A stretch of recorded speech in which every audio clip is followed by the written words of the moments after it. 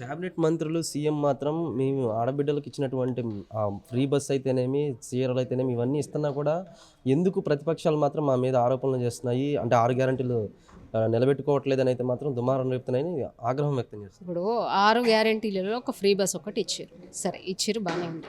దానివల్ల ఎవరికి ఉపయోగపడ్డది? మహిళలు ప్రతి చోట అవమానపడడం తప్పితే ఏం లేదు. ఎందుకంటే బస్సులో ఎక్కితే వాళ్ళకి బస్సులో ఎక్కితే మీకు ఏమీ పని పాట లేదు, అక్కడికి ఇక్కడ తిరగడానికి మీకు ఫ్రీగా ఇవ్వడానికి బస్సులు వేసిన వాళ్ళని తోటి మగవాళ్ళే అంటున్నారు. అట్ ద సేమ్ టైం బస్సుల సంఖ్య తగ్గించి వాళ్ళకి ట్రాన్స్పోర్ట్ ఇబ్బందికరంగా మార్చి వాళ్ళ టైంకి ఆఫీస్కి వెళ్ళకుండా, టైంకి కాలేజ్ వెళ్ళకుండా ఎంతమంది ఆడబిడ్డలు ఎంత ఇబ్బంది పడుతున్నారు అనేది విషయము మీరు ప్రజలకు ఎవరిని అడిగినా చెప్తారు. రీసెంట్గా కాలేజ్ పిల్లలు కూడా వాళ్ళు ఏమన్నారు అంటే, ఆ ఫ్రీ బస్సు వేయడమేమో కానీ మా ఇంట్లో వాళ్ళు నేను పాస్ అయిన సందర్భంగా స్కూటీ ఇప్పిస్తా అని అన్నారు. కానీ ఇప్పుడు ఫ్రీ బస్ వచ్చింది కదా, నువ్వు స్కూటీ బస్సులోనే పోవా అని అంటున్నారు. అంటే ఎక్కడ ఎవరిని సంతృప్తి పరచకుండా ఆ బస్సులని తగ్గించి అందరికీ ఇబ్బందులే తప్పితే దానివల్ల ఏమైనా ఎంపవర్మెంట్ జరుగుతుందా, దానివల్ల ఏమైనా మహిళా సాధికారత జరుగుతుందా అనేది మీరు ఇక్కడ ఆలోచించాలి. ఫ్రీ బస్ ఇస్తే మహిళా సాధికారత జరుగుతుందా అనేది మీరు ఆలోచించాల్సిన విషయం.